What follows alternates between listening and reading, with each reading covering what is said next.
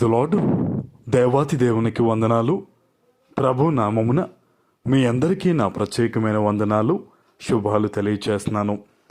మరి అనుదిన వాగ్దానం వస్తున్న మన జీసస్ ప్రెజెన్స్ అనే ఈ యూట్యూబ్ ఛానల్ని మీరు తప్పకుండా సబ్స్క్రైబ్ చేయండి. అనేక మందికి ఈ వాగ్దానాన్ని పంపించి ఈ పరిచర్యలో మీరు పాలుభాగస్తులవ్వండి. ఈ దినము కొరకు ఏర్పాటు చేయబడిన దేవుని వాగ్దానము సామెతలు 8వ అధ్యాయము 34వ వచనము. అనుదినము నా గడప యొద్ద కనిపెట్టుకుని, నా ద్వారబంధముల యొద్ద కాచుకుని, నా ఉపదేశము వినువారు ధన్యులు. దేవుని నామానికి మహిమ కలుగునుగాక. ఈ ఉదయకాల సమయంలో ఈ వాగ్దానాన్ని వింటున్న నిన్ను దేవుడు ధన్యుడిగా, ధన్యురాలుగా ఆయన చెప్తూ ఉన్నారు. ఆయన ఒక గొప్ప వాగ్దానం ఈ దినము నీ జీవితంలో ఇస్తూ ఉన్నారు. అనుదినము కూడా నా గడప వద్ద కనిపెట్టుకుని, నా ద్వారబంధముల యొద్ద కాచుకుని, నా ఉపదేశాన్ని వినాలి అనే మాటను దేవుడు చెప్తూ ఉన్నారు. ఆయన ఉపదేశాన్ని వినే ప్రతి ఒక్కరూ కూడా దేవుని మహిమతో నింపబడతారు. హల్లెలూయా.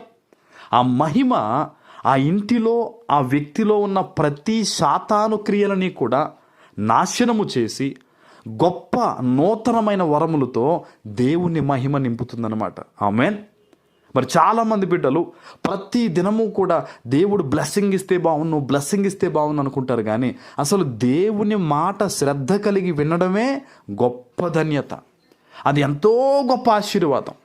ఈరోజు ఈ వాగ్దానాన్ని నువ్వు వింటున్నావు కదా, నువ్వు చాలా ధన్యత పొందుకున్నావు. దేవుని వెలుగు మహిమ నిన్ను ఆవరించబోతుందన్నమాట. ఆమేన్. ఆయన వెలుగు నీ మీదకి రావడంతోనే ప్రతి విధమైన బంధకాలు యేసు నామములో తెగిపోతాయి. ప్రతి విధమైన శ్రమలు యేసు నామములో నీకు దూరం అయిపోతాయి. ఆమేన్.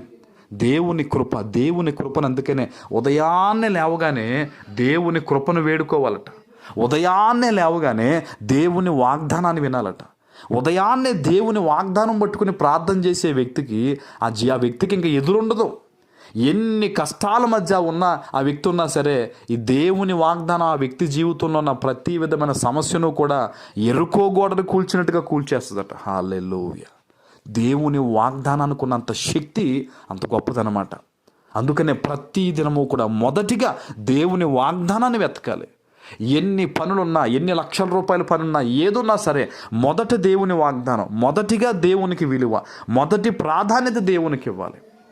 హేబేలు మొదటిగా దేవుని వద్దకు వచ్చాడు. కయ్యను కొంత తీసుకుని తర్వాత వచ్చాడు. దేవుడు అర్పణ తప్పనలేదు. వారు దేవుని వద్దకు వచ్చి అర్పించిన విధానం ఏదైతే ఉందో వారి మనస్సు, దానిని దేవుడు చూశాడు. ఈరోజు మీ అందరికీ కూడా హేబేలు వంటి అర్పణ ఇచ్చిన ఆ మనస్సు మీకు కలుగునుగాక. హేబేలు ఆశీర్వదింపబడినట్లు ఈ వాగ్దానం వింటున్న ప్రతి బిడ్డ కూడా ఆశీర్వదింపబడునుగాక. ఆమెన్. దేవుని కృప ఈరోజు నీ మీద ఉంది. ఏ విషయంలోనైనా సరే ఈరోజు నుంచి నువ్వు విజయాన్ని పొందుకోబోతున్నావు అంతే. దేవుని వాగ్దానం జ్ఞాపకం చేసుకో. నువ్వు ఈరోజు నేను దేవుని వాగ్దానాన్ని విన్నాను, ఈరోజు నేను దేవుడు నాకు బలపరిచాడు, ఆయన కృప నా మీద ఉంది కనుక ఇదిగో ఈ పనిలో నేను సక్సెస్ అవుతాను, ఇదిగో ఈ వీళ్ళతో నేను చక్కగా మాట్లాడగలను, ఇదిగో నా ప్రయాణం అంతా ఈరోజు దేవుడు సక్సెస్ చేస్తాడు, ఇదిగో నాకు అంతా విజయమే అని నువ్వు పలకాల. నీ నోటితో పలకాల. నీ నోటితో నువ్వు పలికి నువ్వు ఎప్పుడైతే ముందడుగు వేస్తావో సక్సెస్ అనేది నీ కాళ్ళ దగ్గరికి వచ్చి పడిపోద్ది. ఆమెన్. దేవుడు అంటాడు కదా ప్రతి ఒక్కరిని కూడా, మీరు ప్రవచించండి, మీరు ప్రార్థనలో వేటిని అడుగుతున్నారో అవి పొంది ఉన్నామని మీరు నమ్మండి, మీరు పలకండి, మీ పలుకుని నేను దీవిస్తానంటాడు. ఆమెన్. మరి ఈరోజు ఈ వాగ్దానం మీ అందరి జీవితంలో నెరవేర్చబడునుగాక. ఆమెన్. ప్రార్థన చేసుకుందాం. పరిశుద్ధుడు అయిన మా తండ్రి, మీకు వందనాలు. ఈ ఉదయకాల సమయంలో మీరు ఇచ్చిన గొప్ప వాగ్దానము ప్రతి బిడ్డ జీవితంలో నెరవేర్చి స్థిరపరచమని యేసు నామమున ప్రార్థిస్తున్నాను తండ్రి. ఆమెన్.